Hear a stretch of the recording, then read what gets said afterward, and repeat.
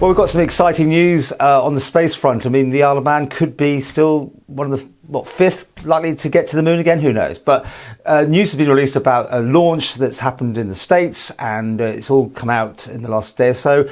Chris Stott is joining us from ManSat in the States to talk about this. Chris, take us through it, because obviously the Isle of Man's involved in this. Oh, well, thank you, Paul, and thank you for having me. It's always a pleasure. I always enjoy seeing you. Thanks. And miss home very much. And it's always in my thoughts.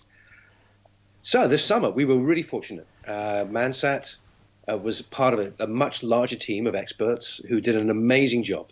A company called Telesat, working out of Canada with their Isle of Man company, launched the world's largest communication satellite, Telstar 18V, V for Vantage, to provide broadband communications over all of Asia, from India to China, for the entire thing. It was enormous. The largest satellite ever launched by the human race. And just the month before, they launched Telstar 19V. Again, we helped them there as well, providing broadband communications through North and South America. But the biggest one was 18V that came off just in August. A fantastic launch too. And we've got pictures of this going up. As you say, a massive payload, right? I mean, is that tricky these days? I mean, do you fingers still crossed? Because every now and again things do go wrong. Well, a great team at SpaceX, and I think, I can tell you, yesterday they launched their 18th satellite, which is a record. 18 launches, successful launches consecutive in 1 year. So huge hats off to SpaceX. They've done a tremendous job, and they did a great job with this one as well. As did the team at Space Systems Loral, who built the satellite for Telesat. The Telesat team were superb. They had their providers, they had their technical team there. And we're very fortunate on the Isle of Man to have some incredible companies on the island, like Telesat, like Viasat, like SES and others, who all come and work and choose to work on the Isle of Man in the global space industry and make the island their home. And what is the actual thing? Is the tax advantage? Is it the insurance? I mean, which bit does the Isle of Man play in this? Sure, all of that, but I would think good governance, the rule of law, a stable place to do business, and really a welcoming place to do business, somewhere where the space industry is welcomed and appreciated. And it continues to grow. We started this back in the year 2000, slightly before, but really things got going in the year 2000. And here we are 18 years later, we're one of the world's largest providers for space business. And we have over 50 companies now in our registry, working away, doing manufacturing, doing insurance, procurement, launches, broadband to the whole human race. It's superb. It's great stuff. Yeah, I was slightly tongue-in-cheek about going back to the moon, but I mean, there's always been that story that the Isle of Man was heavily involved. Has it moved away from that now? Is just the future satellites and things? No, actually, there are companies on the Isle of Man who are working towards deep space communications and lunar activities too. Probably some more news on that next year. Oh, really? Yeah, and I think if you remember, we had Odyssey Moon on the Isle of Man many years ago, which was the first entrant to the Google Lunar X Prize. We even had the X Prize come to the Isle of Man and hold one of their sessions here. That team, Odyssey Moon, actually went in with Space IL. They merged teams, and Space IL, the Israeli team, I think, is launching in February to the moon. So it's getting there. So we should be proud, right? The Isle of Man should be proud of this thing? Very. Always. It's providing jobs. It's providing work. It has a ripple effect into our many different sectors of business on the Isle of Man.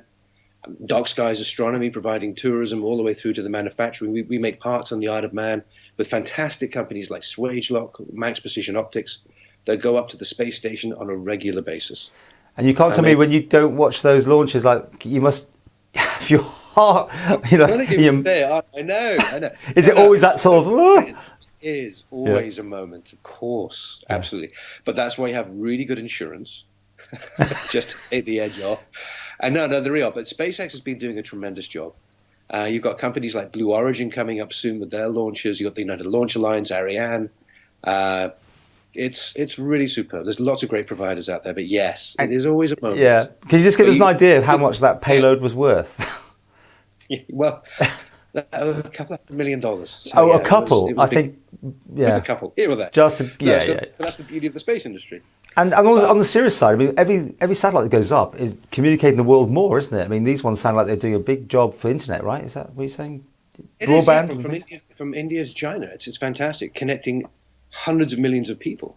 I mean, it's really superb. And the interesting thing is these satellites are getting bigger and bigger and bigger to geostationary orbit. And then you've also got satellites getting smaller and smaller and smaller, going down into low Earth orbit. Just yesterday, Telesat, SpaceX, and LeoSat also got their authorizations from the Federal Communications Commission in the United States to land signals and do other work for their constellations. You've got people like OneWeb. That people are looking at putting up collectively over 10,000 satellites. Wow. Small satellites, not up to geostationary orbit. That's 22,600 miles up.